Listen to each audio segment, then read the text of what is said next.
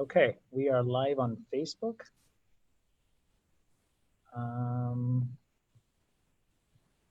Tammy, hi, how are you?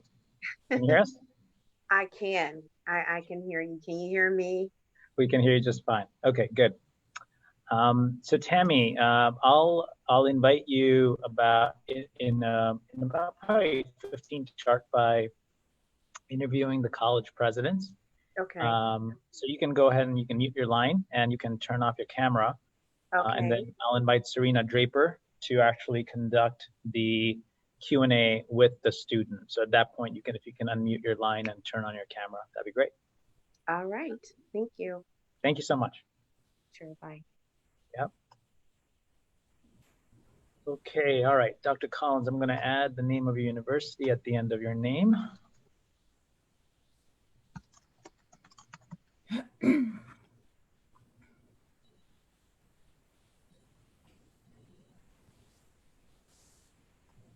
Okay, you're good.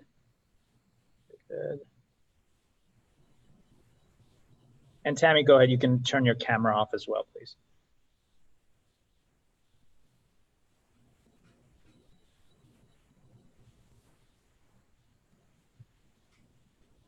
Tammy, are you able to hear me?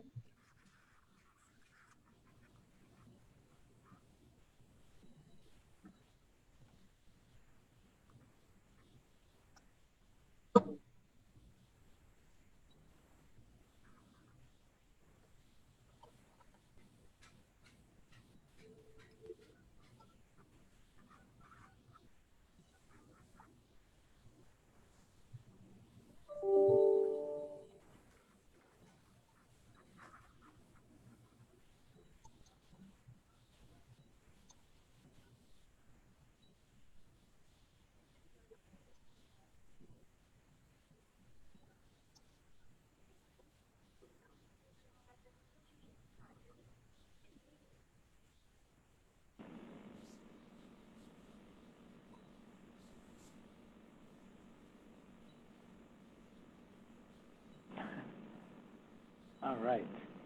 Unfortunately, looks like you lost Tammy. That's all right. We'll float. You guys are all well? Dr. Jones, you're doing okay? Yes, thank you. Hope everyone is. Dr. Collins, how are you? How's your visit to Northeast Ohio? Are you feeling like a native now? Well, after a Maryland winter, I have nothing to complain about. So this is awesome. I just am shocked at how often we have to cut the grass here.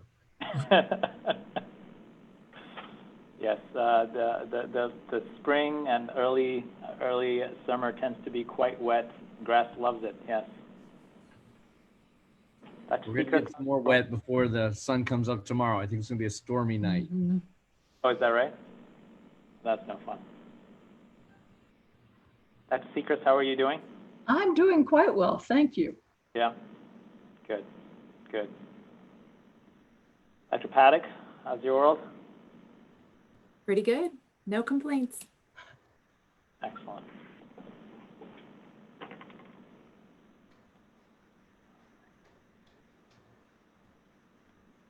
I'm doing well too, Hrishu.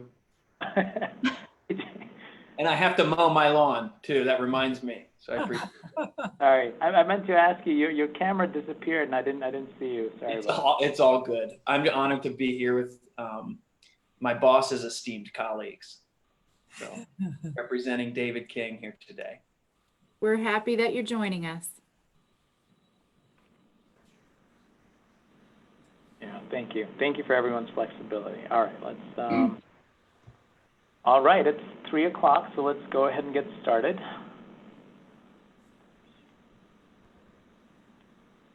Good afternoon, everybody. Hope everyone's doing well. My name is Hrishu Mahalaha. I am with a movement called Strengthening Stark. Strengthening Stark is a Stark County-wide initiative to help bring together our incredible assets and resources that we have in our community. Everything from amazing businesses, industries, great school districts, school systems. We have great institutions locally, elected officials and leaders that want to do great things happen in our county. Strengthening Stark is really an opportunity to take all these amazing assets, leaders, programs that we have and figure out how we can connect our efforts to drive greater impact together. So that's what Strengthening Stark's all about, and it's an incredible privilege and an honor for me to be part of that movement. Today we've got a really special event lined up for everyone. We appreciate everyone who's been able to make this happen. I just want to start by thanking our colleagues, our friends, our leaders at Stark Educational Partnership, Teresa Persis, Jay Moody, who are really the driving force behind a lot of the Smart Stark events that we've been seeing. And then there's countless hours also put in by Canton Regional Chamber of Commerce, who've been very helpful in putting together marketing collateral. Our other team members with Strengthening Stark, Rebecca Kuzma and Alicia Strout, who worked tirelessly to make this event happen, and all this so that we can have the 6 great leaders that we have in Stark County's higher education join us today. And really, rather than intermediaries speak on their behalf, we wanted to have these presidents of these institutions really share with us what's going on with higher education in Stark County. And so joining us today, we have Dr. Jones from Stark State College. We have Dr. Collins from Walsh University. We have Dr. Seacrest from KSU at Stark. We have Dr. Paddock from Altman College. And we also have Dr. Moyer, who's standing in for Dr. King at Malone University. Dr. King had a last-minute a conflict that came up, and Dr. King was really looking forward to being part of this conversation. And so we understand, and we're so glad that Dr. Moyer could step in for Dr. King. And so our agenda today is we've got a handful of questions that we've been gathering over the last few weeks, questions that many parents have on their minds, questions that students have on their minds related to what does college, what does fall semester look like, and rather than us piecemealing answers, we thought why not go to the leaders that are really in the driver's seat of making many of these decisions for their institutions. So we will have a conversation there. And then we also wanted to hear from the students who are at these universities and colleges, who are experiencing COVID, who are experiencing sort of pre and post and this COVID craziness, and hear from them what their experience is like and how they're adapting and what they're seeing from the students' lens. So I'm going to invite my colleague Serena Draper, who's going to be asking a handful of questions from the students. Any of our audience that may be joining this conversation on Facebook Live, we welcome and we encourage you to ask questions that we really here to really make this a dialogue with the community. So if you have any questions, please go ahead and you can enter those in the Facebook chat line, and we'll be looking for those questions and also posing those questions to our leaders and our students.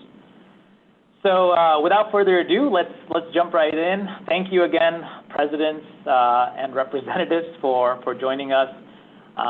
We've got 10 questions lined up for you, and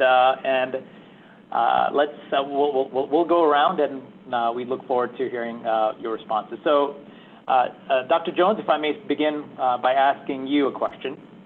The first question, which is probably very high on our parents' minds, has to do with safety. So the question is, what policies will be in place to ensure student safety this fall on your campus? And if you can sort of speak, generally what you're seeing in higher ed as well. Thank you.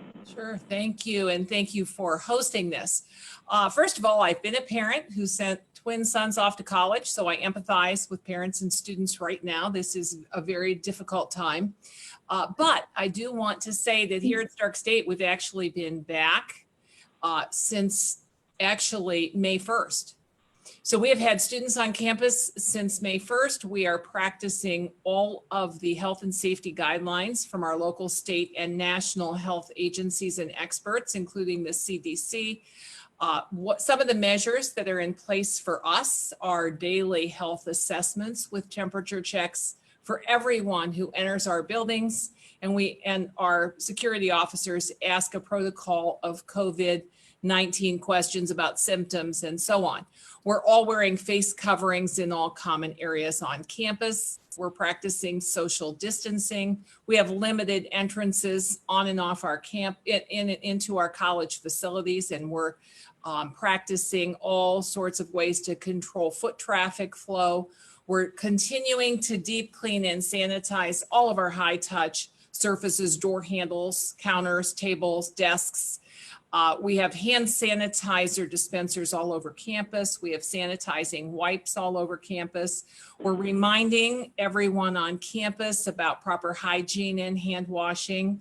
And we're suspending all of our large gatherings on campus through fall semester. And again, we have had students on campus since May 1st. I've had the opportunity to don my face mask and actually visit students in labs to ask them about how they feel about returning. They feel comfortable. Their faculty reached out, prepared them for how they would come back to campus. And basically they reported being very happy to be back on campus in labs. Great. Thank you, Dr. Jones. Appreciate that feedback. Next, I'd like to go to Altman College. Dr. Paddock, staying on the COVID and the virus-related challenges, with the virus, do you think that using this opportunity as a gap year is a good idea for students? I know a lot of our students and parents are considering that. What's your sense for that?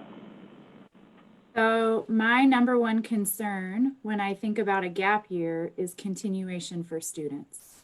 So to be frank, in the answer to your question, I would respond that it's not the best idea to consider a gap year. I do understand the hesitation that students and parents may have, but I hope you see the commitment from myself and my colleagues on this call that we have great institutions that are very near to our parents and students in the Stark and surrounding county areas to be able to continue their education in some way, shape, or form, even if they don't want to return to a campus outside of town, or perhaps they're thinking about not living on campus and that may produce a gap year, and I would argue continue. And here's why I say that. A gap year, not just Jean Paddock's opinion, but data has shown that the persistence and retention of students decreases if they take a gap year. Once you get used to not being in school, it's difficult to go back to school. It's just the laws of inertia sometimes apply. So that's the number one thing that I think of. And the hidden piece that I think of is lost income. So whenever a student talks to me about a gap year, that means to me that they're going to delay their graduation by a year. And that means they won't start earning an income based on that education until a year later. So it's not just saving money for the year, it's also the lost income that they might incur by not starting their career as soon as possible. So what you'll hear from the presidents, I believe, and my colleagues is that we have very safe practices on campus. We have students on campus. We're working hard to provide a great experience for them.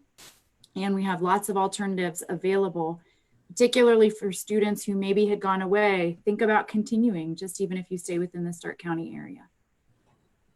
Great. Thank you so much, Dr. Paddock. Appreciate that. You're welcome. Next, I'd like to go to Kent State Stark with Dr. Sechrest. Again, just staying on the COVID theme for a moment. How will COVID-19 impact opportunities for campus jobs, internships, and co-ops that students may think is a great value, to complement their educational experience? What does that look like in the realm of COVID quarantining limitations? Well, thank you for that question. We're planning right now for fall. We have been planning for fall. And so thinking about the fall internships and the co-ops is taking place right now. And we anticipate that we will have both in-person and remote internships and co-ops opportunities available for our students. Now, perhaps as we are preparing for this, we may have fewer students participating in internships in the fall, but we fully anticipate in the spring there will be more. The reason that I say that, we know that one of the major employers in Stark County suspended their internship opportunities for students starting in March. As soon as this hit, they said, well, we don't want students to come. But we also know, for example, the Victim and Witness Division of Stark County's Prosecutor's Office has interns currently, and they are planning to continue to have interns in the fall, and other businesses, I think, will. So we're anticipating having those opportunities for students. Also, we're anticipating that we will have our own student employees on campus. Our students serve as tutors and campus ambassadors and other areas, grounds. They help out all the way. And we know that, I think all of my colleagues would agree, having student employment really helps the mission for both the institution and for the students themselves. It allows students to, well, we refer to them as high impact experiences, and it allows the students, they're contributing to resume building when they have these opportunities, but it also helps with students' academic success. Data show that as students are engaged in working on campus, it helps their academics. They feel more connected to their institution and to their fellow students and to their faculty. So I think exploring career options while you're in school is a way to maximize the return on investment, and it will help students realize their college education. And I am so proud of all of our institutions in Stark County because, again, data show in a very well-known report that all of our Stark County institutions in higher education offer a return on investment that's in the top 25% of all US colleges and universities. And for that, that's a great statistic in which we can all take great pride. And it's because of the experiences that we offer our students. Excellent. Thank you, Dr. Sechrist. That's my pleasure. right. Dr. Collins, let me go to you next.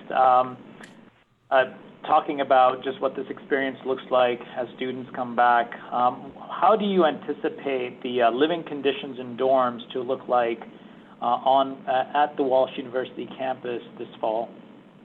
Yeah, thank you so much. It's great to be here with our colleagues. Of course, Mount Union is also involved in these conversations. They're not here today, but I just would first like to state to all the parents and everyone on this call, there's a very active, robust, vibrant discussion with all of the colleges and universities in this country as we're exchanging ideas and best practices and trying to learn from each other as we go. So a lot of the things that we're going to do at Walsh will look the same in other places as well. I think you can be assured there'll be a significant amount of preparation and preparedness training that'll happen with the residence assistants before the students ever get here.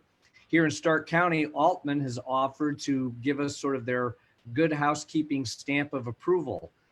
So in early August, they'll be on campus to look at exactly how we have our residential life set up, as well as all of our practices on campus, and help us to make sure we've got the best known knowledge applied with the best known practices to everything that we're doing. So we'll have that good housekeeping stamp of approval on our institutions here in the county.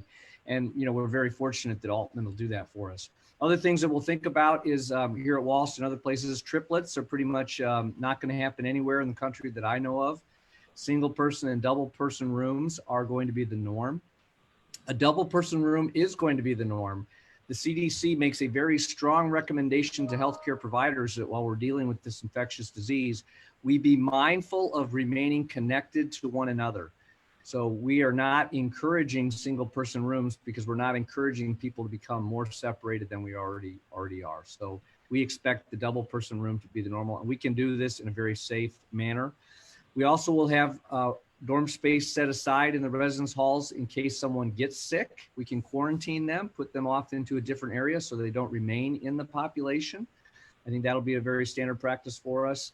At Walsh University and other places, I would expect to see we'll institute a 2-week sort of a stay on campus kind of an approach for our students when they come in. We'll have our international students in 2 weeks early, our residence assistants in 2 weeks early. when the main student body arrives, all activities will be on campus for 2 weeks. And that's just to make sure that we're all good to go before we launch into other activities. So for us, that means sometime around the middle of September, we'll start to open it back up, and then we'll think about visitors logs and those kinds of things. And then I think the last thing I would just say, Harishu, is that all of the institutions are thinking about the messaging and how we keep our students and our faculty and staff updated to what's going on with what the best practices are, what we're seeing, and we're adjusting accordingly. So we'll have weekly updates here. And I think that won't look much different anywhere else. So all of us are focused in on, as we said at the beginning, the well-being of the student, the well-being of the community, in addition to student success. Great. Thank you, Dr. Collins. Sounds like obviously all of you are taking incredible steps forward in terms of maintaining sort of sanitization at a level that we've never seen on campus. On the housing side, continuing to explore ways in which students can be just as engaged on the work-study mode, whether it's internships, apprenticeships, opportunities. And Dr. Paddock, we appreciate you sort of contextualizing the drawbacks potentially of taking a gap year. So with that sort of core sense that we've provided, Dr. Moy, let me go to you, and let's talk about, obviously college and university time is also an opportunity to experience social interactions and conversations with people unlike yourself. So can you talk a little bit about what does that experience look like? Will that be compromised this fall, or how are we thinking about that? Thank you, Harishu. And it's wonderful to be on this call with everyone. And if you're a prospective student making a decision about college out there, you have a lot of great local choices here from my colleagues across the table. At Malone, as well as all of these institutions, you'll notice that they'll want to give you a sense of groundedness and belonging on the campus when you get to campus. They'll want you to feel a part of that campus. And we all do that in our unique ways. And those ways are still, and we are still doing that in this season of COVID-19.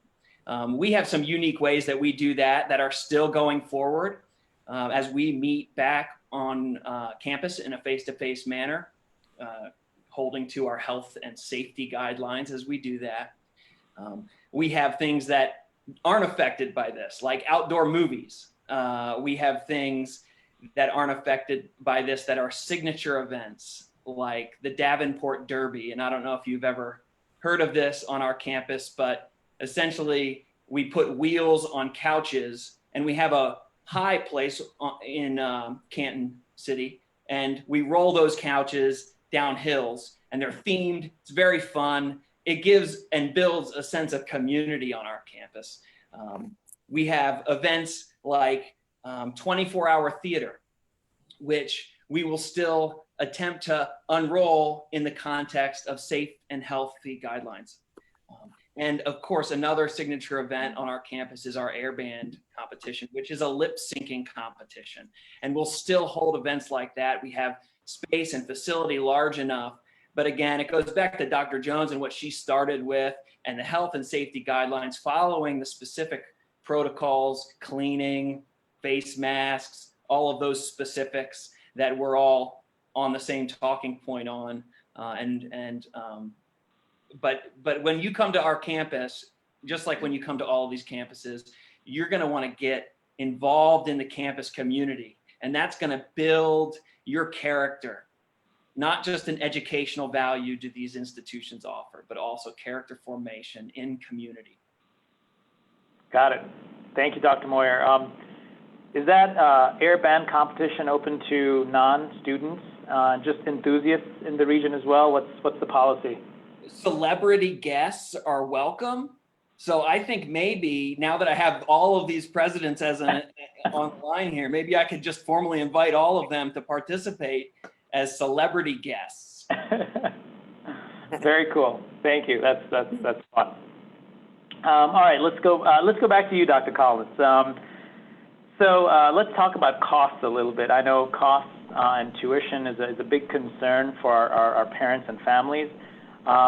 how do you see COVID-19 impacting the cost of attending college? How should families be thinking about this? Well, I think that families and institutions are thinking about this the same way. The financial picture for all of us has changed. And I know for the institutions, we collectively started talking about this, not in the context of our own financial picture, but in the context of our students.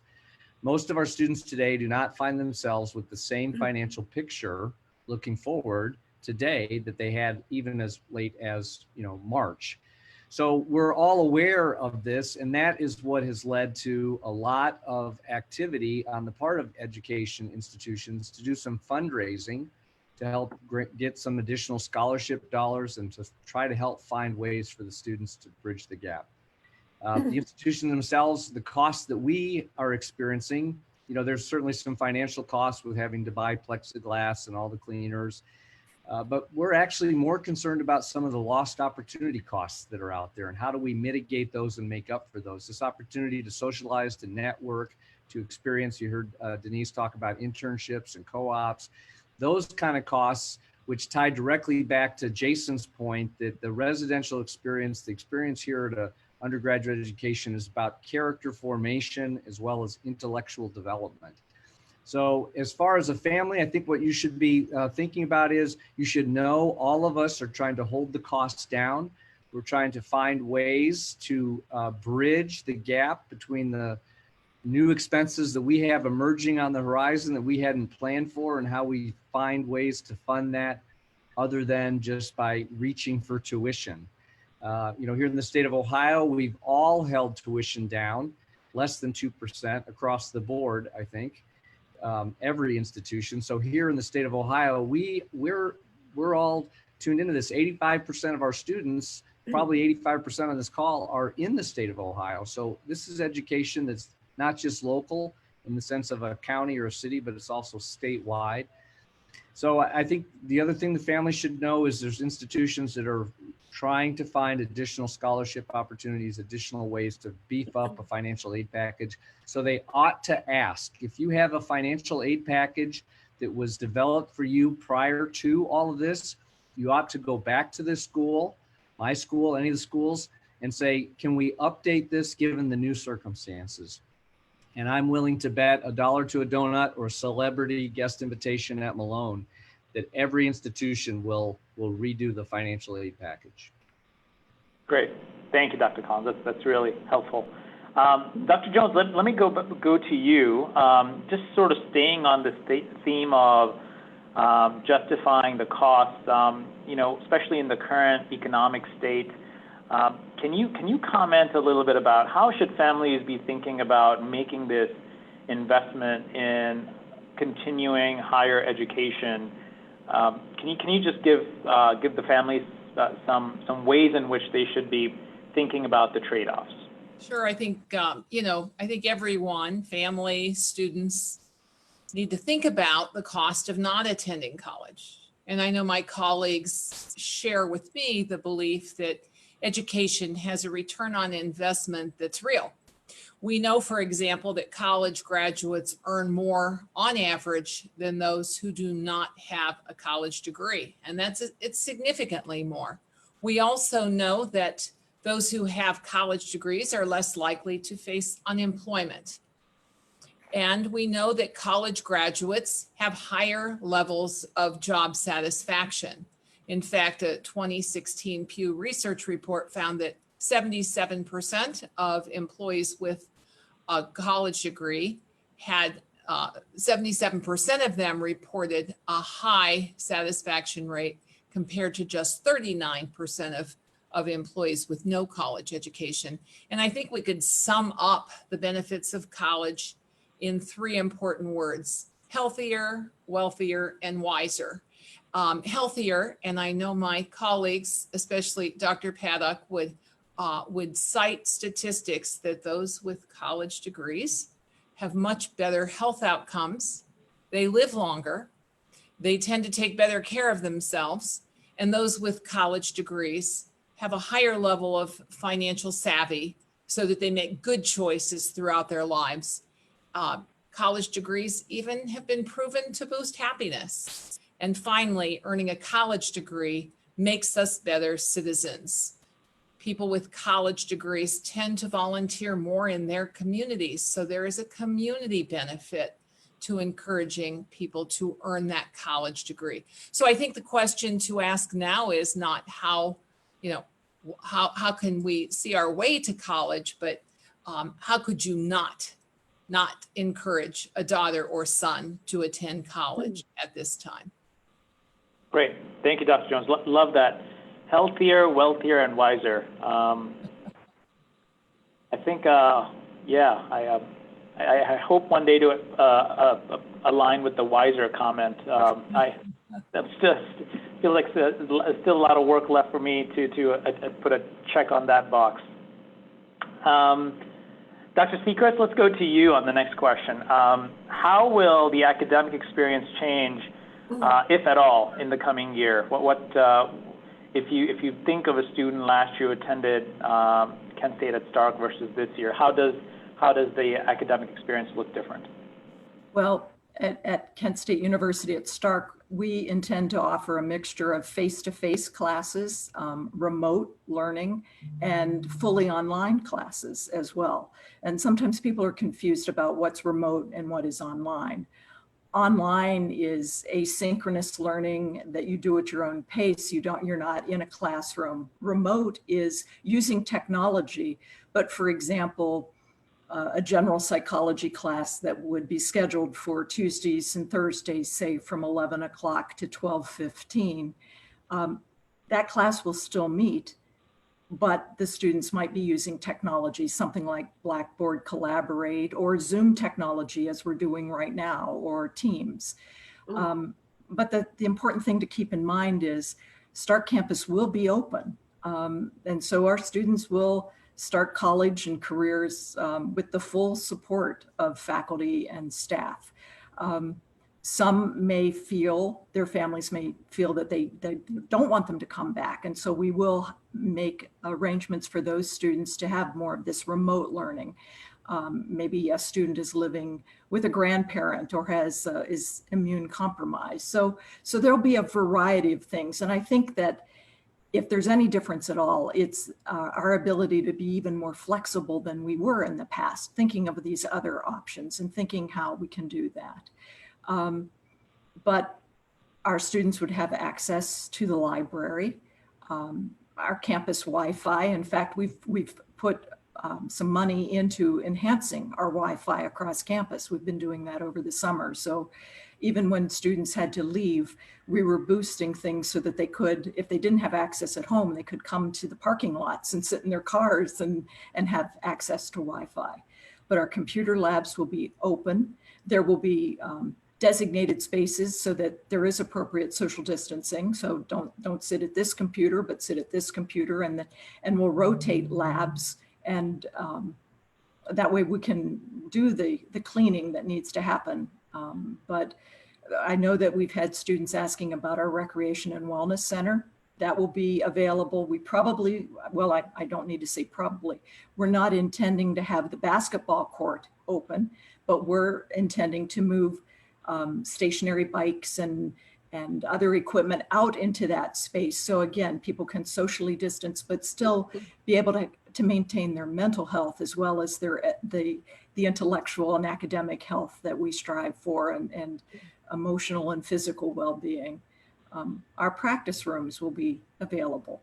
Tutoring services are still available in person or remotely or online. So the thing to stress though, this pandemic has made us have to focus on being safe and even that hygiene. So when students come, if they are interacting in spaces, they'll be required to wear masks. And in fact, we are providing masks to all of our employees, all the faculty, the staff, and students and visitors on campus will have masks. And we have, again, we've marked areas for social distancing, and we want to observe all the safety precautions. So that will be what is different. But the educational experience should still be as robust and engaging as it has always been. And I would say to parents and to students, now's the time to get started. As my colleagues have said before, do it now, because it won't be too long until we are back, fully back, the way we think that we were. And then those students will be heading off to internships and engaging in career development. And it won't be too long for these incoming freshmen. They'll be planning their graduations. So it will go quickly for them. And I encourage them to start now. Thank you, Dr. Sechrist. That's really helpful. And Dr. Paddock, if I can go to you, and sort of an extension of that same question, on your campus, what does the academic calendar look like, and how are the students' experiences? Where is it going to be similar, and what's going to look different? Thanks, Rishu. So on our campus, our academic calendar runs 15 weeks. And we offer courses that last the duration of that 15 weeks, but we also offer 2 7-week sessions that start in a parallel 7 weeks, a week break, and then the second 7 weeks that occur through that semester as well. That's typical for us. That's happening right now. We're in the middle of our summer semester. So our summer A and as well as our full 15-week summer are in process right now. We anticipate that same calendar for the fall. But this has been, to kick back to what Dr. Collins mentioned, a robust discussion among all campuses, not just those of us on this broadcast, but also across the state and the nation as well. Some campuses are considering what to do with a fall break, whether or not to have it, particularly if they have residence housing. Some are thinking about ending at the Thanksgiving break time so that students aren't going home and coming back. So for our fall semester right now, we anticipate a very similar calendar to what we have today, but I would encourage families and students to check at their individual campuses, to reach out, to look at the academic calendar posted on websites or in recent communications that those campuses have put out, because each campus might make an individual decision about their fall calendar. What is not different is the quality of the education that's delivered and the context and the outcomes of the courses and the learning that's taking place. Irregardless of an academic calendar, our faculty are quite well-versed in making sure that students meet learning outcomes in their courses and programs. And that happens regardless of the mode of delivery, as Dr. Sechrist mentioned, and regardless of the academic calendar. So even if that calendar would be shortened or altered, that doesn't mean that the learning that takes place or the outcomes in the courses are shortened.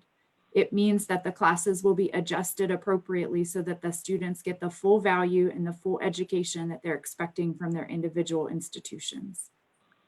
Great. Thanks, Dr. Paddock. And last question for Dr. Moyer, just to really hit this point home, if in that unfortunate incident that a student does get sick, what are some of the protocols on Malone University's campus to address that concern, that challenge? Absolutely. It's a tough question, but I'm happy to field it. And it starts for us with the idea that you don't have to come to campus to receive the educational benefit. And that's to reflect what Dr. Paddock was just saying. You can, in fact, on our campus, you can come to campus, leave campus, and come back and be in the same course as you go. And that's our highly flexible model that we are introducing to our students. So if you don't want to come because your parents don't want you to come, or because you have an underlying health condition, you can make that decision.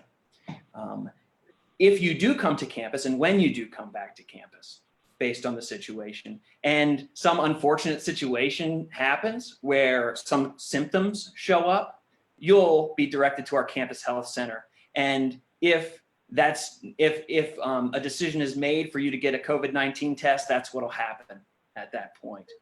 From there, if you are positive, unfortunately, with COVID-19, you'll have a decision to go home and continue your learning virtually, if that's what you'd like to do. But your parents may not want you to come home at that point if you have COVID-19.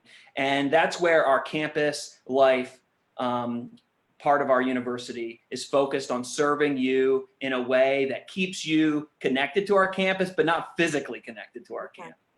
And if that happens, you'll be taken to a designated space on campus for living. And we will begin contact tracing, like who have you been in contact with, so that we can nip anything in the bud in terms of a spread of this on our They're campus. waiting for the students to start speaking. And after that, you'll also receive support from our campus community. Like we'll take no contact meals to you, and you'll be able to take, while you're on campus quarantined, you'll be able to take your courses virtually and have meals delivered to you, be connected virtually, but just not physically, because we want to make sure to stop any virus spread that may happen. So that's our approach on our campus. Great, thank you, Dr. Morris. It really sounds like you guys have really thought this one through every step of the way. So we appreciate you, Dr. Moyer. We appreciate you, Dr. Collins, Dr. Jones, Dr. Sechrist, Dr. Paddock. Thank you. Thank you so much for all of your time, and thank you for your leadership in preparing your campuses, for preparing the academic schedules, your physical spaces, and making it safe for our students, for our families. Stark County is incredibly unique and blessed to have as incredible institutions as yours in our backyard. So thank you so much. We appreciate your time. Thank you. At this point, I'd like to invite all of our students. So go ahead, students, if you wouldn't mind turning on your cameras, unmuting your lines, and Serena, if you can hop on as well. As you're getting on locked in, I'll just introduce Serena real quick. Serena Draper is a Walsh graduate. She graduated in 2017. She's a poli-sci and a history major. I've had a chance to get to know and work with Serena a fair amount in the last few years. Just a really enthusiastic, passionate young lady. And we thought, why not invite Serena as a recent graduate to just facilitate a dialogue with you, our local students. So thank you, Serena. Thank you, students. We appreciate everything you do. Without further ado, Serena, I'm going to turn it over to you. Please, I see some of you are still muted. Go ahead, you can unmute yourselves. And we'll go ahead and get started. Just give me one. I want to make sure. I know Tammy is online as well. Tammy, can you hear us? You are muted right now, and your camera is off. We can hear you now, Tammy. All right. And your camera is off. So if you're able to turn it on, great. If not, no big deal. Serena is going to go ahead and facilitate the dialogue. All right, Serena, the floor is yours, miss. Hi, everybody. Like Rashu said, my name is Serena. I am a recent graduate from Walsh University. I'm looking forward to facilitating this conversation with all of you students. I want to welcome Tammy from Stark State, Farah from Kent, Alyssa from Altman, Ed from Walsh, and Molly from Mount Union. And so I just have a few questions for each of you. I'll call on you, or I'll kind of just open the floor for anything. So the very first question that's just open up for all of you is, do you think that COVID-19 will have any major impact on your college experience this coming year? Any of you guys can answer. I guess Oh, I can absolutely. Oh, go ahead. Go ahead. Sorry. I was just going to say that I personally don't think it's going to make an impact. I'm a senior at Kent State at Stark, so I've been around for a while. I have a lot of experience taking online classes, and I'm personally a very big fan of them. And I know and trust my professors and their ability to teach regardless of what the circumstances, regardless if it's, half in person, half not, completely online, remote, all those different things. So I personally think it's going to be a fantastic semester regardless of how things go. And we have a lot of resources available for students if they do need help, even if they are taking an online class. So that's kind of my take on it. But thank you, Sarah. I think at Mount Union, it's definitely going to be different just because we are most of us, our student body lives on campus. So we're used to going to class every day in the buildings, in person. So I think that while our professors are all super awesome and all of our faculty is awesome, and they'll be able to help us make the adjustment from all in person to half and half online and half in person, I think it's still going to look different, especially I live on campus. So especially this, with being here and doing the online classes, even though we are on campus, I think that'll be a big difference for us. Gotcha. Ed, how about you? Are you planning to return to campus this fall or stay remote? Well, to begin with, I guess I commute from my home because Okay. I live here in Canton. But a lot of my friends who do live on campus, they obviously plan on coming back. And so far from other people I know in the Walsh community, they all look forward to coming back. They say the best part of the year is when everyone comes back the first week or two in the fall. Everyone looks forward to it then. So. Yeah. Alyssa, how about you? Are you concerned about attending any in-person classes this fall? I'm not, but I know some other people might, just because we are connected to the hospital and we'll have access to the cafeteria and have contact with all kinds of different people, like nurses and doctors and people who could have come in contact with people with the virus. But I'm not worried about it. Yeah. So my next question for all of you, are you concerned that jobs will be available in your area?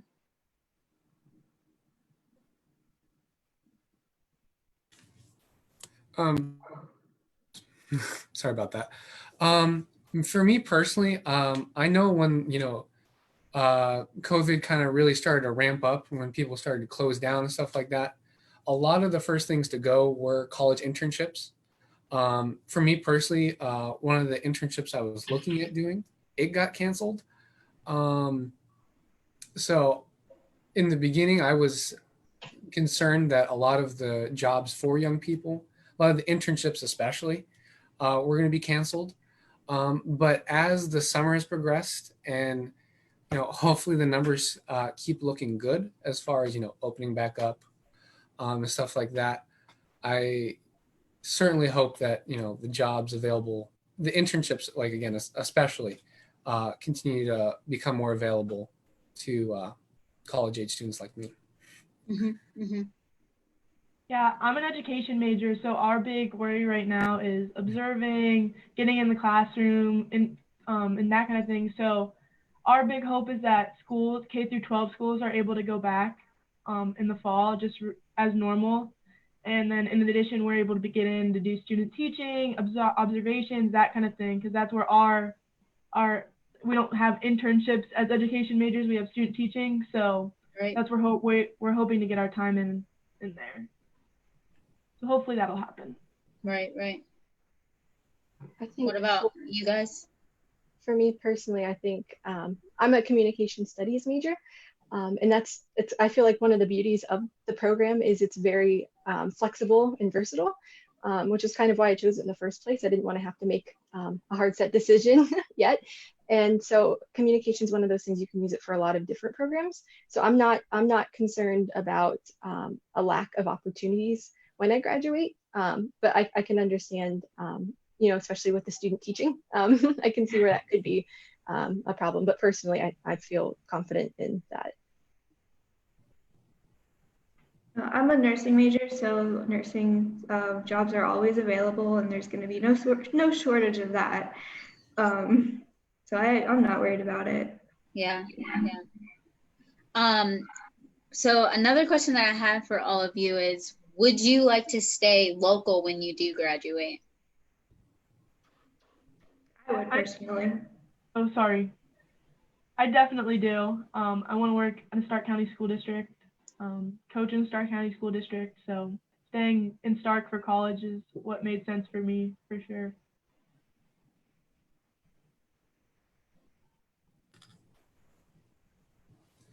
Yeah, for me, personally, yeah, I would like to stay in Stark County. Just from my background, family is a big thing, just to tell you a little about myself, I'm half Italian. And so the Italian, I guess, community, especially families, tend to stay very close, very local. Most of my family lives within a 40-minute drive of each other. So staying in the community. And, Stark County too has a lot of job opportunities. It's close to other places with job opportunities. So it's a ideal location to stay. That's good. Sarah or Alyssa? I would like to stay local. Just like Ed, family is a big part of me, and all my family lives in Stark. Well, most of my family lives in Stark, but I like to stay close to my mom for sure. Staying local was one of my reasons for choosing Kent Stark. Mhm. It was, you know, growing up, we weren't a big traveling family, so we were kind of always in the general area, and so moving off somewhere was kind of really outside of my comfort zone. So that was actually one of my reasons why I wanted to choose Kent Stark. So Awesome. I haven't heard from Tammy yet. I know her video isn't on, but Tammy, did you have any responses? Actually, I did, and I, for some reason, I'm not able to get it going, but that's all right. I am a graduate of Stark State College, and I am actually speaking from a student's perspective as well as a non-traditional student's perspective. And I just want to, I won't be long, but I just want to touch on a few things. But regarding the concerns about returning to campus, I actually, well, prior to furthering my education over at Malone, let me just rewind. But with regards to Stark State, I too had to, you know, in my internship, which I was really enjoying. But what I want to say about Stark State is that they clearly, you know, got on a bandwagon. They made sure that we were safe, even though it was unfortunate. I was really amazed at how well they were able to realign themselves and to make sure that we got the, you know, the education that we needed to complete it. And they, a lot of things that they took into consideration to make sure that we could graduate. So kudos to Stark State, Dr. Jones, for that. I mean, it was just quick. And then in regards to, you know, my concern with, you know, with jobs being available or not available, like I said, because I am a non-traditional student, and I've been blessed with a job with the local government. So I can say though that, you know, and then as a student, I would be concerned as well, because I've seen the impact that this pandemic has had on both sides, you know, the student jobs, having the potential to work in, you know, in the designated areas of study. And then I've seen people who have degrees, as well as people who don't have degrees, but are, you know, that were in the working field and has been affected, you know, both financially, emotionally, certainly physically, you know, and so on and so forth. Mm-hmm.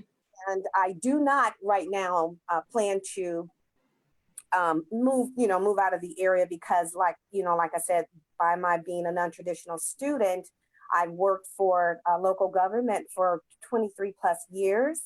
Mm-hmm. And I don't have long to, you know, I really don't have long to retire and then just, dive in to other opportunities. And actually even now, hopefully those things can be rolled over so that I can pursue what my love is with regards to human and social services and chemical dependency.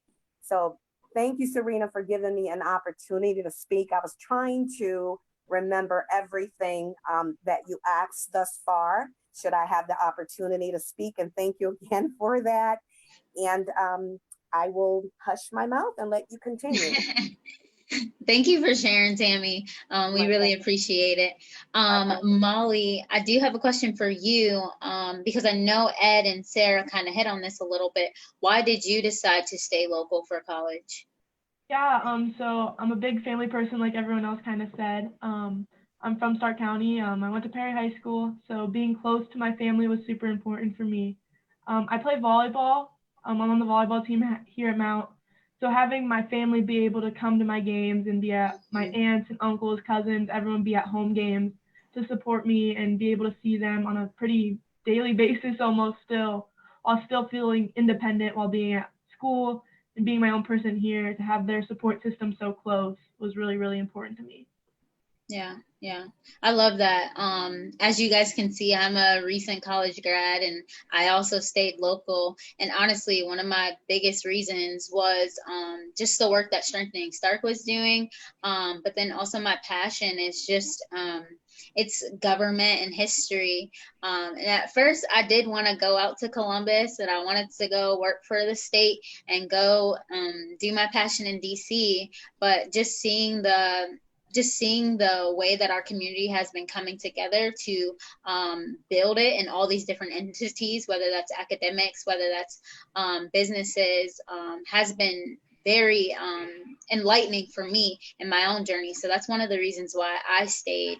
And so, yeah, most of my family actually didn't stay. And so for me, can't really say that I want to change the community when I'm not staying in my own home to change it. So that was one of my reasons for staying. One of the last questions that I do have for all of you is, how well did you cope with transitioning to remote learning? Well, I'll go first, if I may. This is Tammy. Like I said, kind of mentioned earlier, because of Stark State's willingness to get us all adapted very quickly, and thank God for Blackboard, I was already in a position to align myself to, to go ahead and take those classes without any reservation. So again, I'm grateful. It just makes so much more of a difference when the institution that you're dealing with, going to school at, is prepared for something like this, even though it was all new to everyone. And you know what I mean? And we're working together to, to resolve this the best we can. Mm-hmm. It just made my transition into graduation so much more easier. And also there were some things, of course, like I said, that were unfortunate along the way. But at the end of the day, they being the staff, Dr. Jones and her staff, made it happen. And I'm so grateful. I'm so grateful for that. And so that's all I really wanted to say. Thank you. Alyssa, I saw that you wanted to say something next. I had a tough time transitioning to remote learning, and my professors did as well. And we all kind of learned together as it went on, and it did get easier. It was just really hard at first. It was a new thing. I'm used to face, not so much having class online. I think if I can go next. I've taken a fair amount of online classes at Kent Stark leading up into this point, and I actually am a huge fan of them. I've really grown to love the flexibility of being able to do things at my own time. And at the point when COVID became an issue with interrupting the semester, I was already in a fair number of them. So it was, I think, maybe 2 classes that had to transition. So for me, it wasn't a bad transition. I feel like it all was, remotely. I liked the opportunity to take it. Of course, I miss campus a lot. I'm a student worker on campus, and I get to do campus tours and get to help with freshman orientation and things. So I absolutely miss that to pieces. But I personally did enjoy getting to take more online classes myself. But yeah. For me, the transition was pretty good. Everyone at Mount Union did such a good job of keeping in contact with the students. Our professors were all emailing us on a daily basis. We have a Center for Student Success, and they assigned a staff member to a group of students. And so every week that staff member would reach out, call us, email us, that kind of thing, just to make sure we were staying on course to be able to finish our course by the time the semester had ended, which was really nice. That's good. Ed, do you have something to share? Yeah. Well, for me, when everything started to transition, it was a little rough, learning to use Zoom. And for me personally, like the human interaction element to classes, it's almost intangible. Like you can't really express how like of a unique characteristic it is and how conducive it is for learning, at least to me personally. Mhm. But as time goes on, as the professors and myself learn to use it, it became more comfortable. So that by the end of the semester, myself, my teachers, my classmates, we're all well acquainted with it, and it was almost second nature. So Yeah, yeah. I am so glad to hear that. I know just like on the outside looking in, now that I'm a graduate, I was like, I could not imagine going through that as a student, So I give you guys kudos for having the, resiliency to get through it. But then also I give the kudos to the presidents who are on this call and the way that they were innovative and robust to really get the university to transition. So before we end, I'll have Rashu come back on here. I think that was my last bit of questions for all of you guys. Thank you so much for sharing your experience and letting me lead the conversation. Thank you, Serena. You did a wonderful job. If I may ask, whoever is still on the call, quick 20-second, what would be your 20-second message that you would want to give to families or students who are on the sidelines, concerned, and they've watched this show, and what would be the one piece of advice that you would have for them, whether it's health, safety, gap year? What's the first thing that comes to mind? I'm going to pick on people as I see them on my screen. So Alyssa, you're on my top left screen, so you get to go first. Just go to college. It's a great experience. Do what you want to do. Just stay safe. Everyone is very nice and very helpful during this time. Thanks, Alyssa. You're next. Sarah, go ahead. Oh, okay, sorry. Yeah, I think for me, I think it's really important the more involved that you get as a student, the more you feel that sense of community. And I know Dean Seacrest was talking a little bit about that with student employment and feeling that connection with people. And I believe another one of the presidents was talking about not wanting people separate in dorm rooms just to help build that community. I think that's a really important part of the college experience because the more you get connected to people and the more you interact with them, the closer you feel to them, it more feels like a community that you're in. And a lot of what college is networking, whether that's with fellow students or with professors. And so I just feel like it's invaluable. My boss actually on campus one time said that a degree is a ticket to an interview. And I think that's something that's really important because that's where you're going. Eventually, you're going to need to get a job, and college is a great way to go about that. So I would encourage them to continue and not take a gap year if possible. Very nice. Dr. Seacrest, you've got a great student there. What do you think? Anything you'd add to what Sarah said? Yes, Sarah is a great student, and we have thousands of others that are just as great. I love them all, and I miss seeing them as we are. But I would just say that we're here for you. And if there are questions in good times and bad, we're here to answer those questions. We're here to help everyone find their way. That's why we're in higher education. And it's about relationships, and it's about building those connections and community. So I encourage everyone, if you have some fears and some questions, don't hesitate to reach out to us because we are here for you. Thank you, Dr. Seacrest. Okay, Ed, let's go to you, and then we'll go to Dr. Collins. Yeah, my message, I guess, would be this is easier said than done, but don't be scared. As a freshman in college, I was very don't ask anybody for help, figure it out on your own, kind of just in my little ball.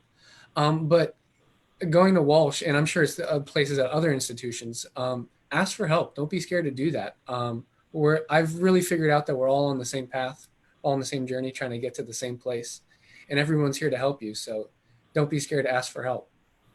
Well said. Dr. Collins?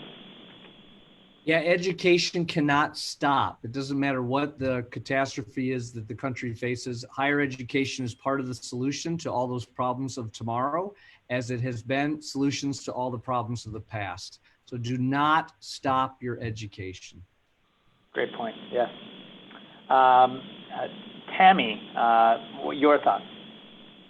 All right, my 20 seconds would be speaking to just reminding students to stay focused, to encourage and help others as much as possible, and to use wisdom when it comes to the social distancing. Those rules are set in place for a reason, and they are not just to keep us safe individually, but collectively, and to be mindful of that. And just keep your eye on the prize and make it happen. Great. Dr. Jones? You're muted, Dr. Jones. Thank you. I think Tammy said it beautifully, and so have all of our other students and presidents. Without a doubt, college is the best investment in yourself. And I don't care the age. It's never too late. And one should not let temporary obstacles get in the way. We are all here to help. And so ask us questions and let us show you how you can safely and financially be able to attend college. Great. Thank you, Dr. Jones. Molly? My message would just be to don't be afraid to get after it, because I know this is all scary for everyone, and everyone's feeling how you are with everything's new. We've never been through it before, so everyone's just kind of in the same boat. Mm-hmm. I think that if we support each other and we know people are supportive of us, that'll help us further our education. All these Stark institutions are so great that everyone's on your team and they want to see you succeed. So don't be afraid to put yourself out there so you can see others succeed as well as yourself. Great, thank you. And anyone who feels comfortable, not the presidents, but any of the students or any of the other representatives of the colleges, please feel free to put your email addresses in the Facebook chat line. So later when folks are looking at it, being able to connect with sometimes student voices is so helpful for families. So maybe that's something that you can do. Dr. Moyer, your thoughts? With a college education, you serve yourself, you serve your family, and you serve your community, you serve your county, Stark County. It's a fantastic opportunity. I'll just end, I affirm everyone what they said. And more people are depositing at our institutions every day and committing to come to our institutions. You should join that movement of people in Stark County who are educating themselves in Stark County. Excellent. All right, and then we had Alyssa start with Altman. So Dr. Paddock, we'll have you wrap it up. Your final thoughts, Dr. Paddock. A lot of pressure to finish. I would affirm what everyone has said. Please pick up the phone and call. Reach out for help when you need it. All of our institutions, these students are there to assist you. That's something that's really great about living in a community that's connected, is you have that ability to reach out. But I will end on a broader note, which is with everything that's happening in society right now, the takeaway message I would say in 20 seconds is we need you. Mm-hmm. Students, families, we need graduates to join the workforce. We need their young minds, their experienced wisdom, no matter the age, no matter the experience. That leadership, that experience and education is desperately needed. And we're depending on all of it to ignite the fires of change that we need in society. So that's a broader message that I would say, don't hesitate. The world needs you, and there is no reason that those solutions can't come out of Stark County, Ohio. Wonderful. Well, thank you so much, everyone. We really appreciate your time. I'm so glad that we have access to your amazing thinking and mind. Our next Smart Stark event will take place in 2 weeks on the 24th. We will continue these conversations, and if you have any questions, I don't believe, Alicia, I checked, I don't believe there were any questions on Facebook, so I think we're fine. But thank you so much. Have a wonderful day. Stay safe, stay healthy, and we'll talk to all of you soon. Take care. Swords up. Take care.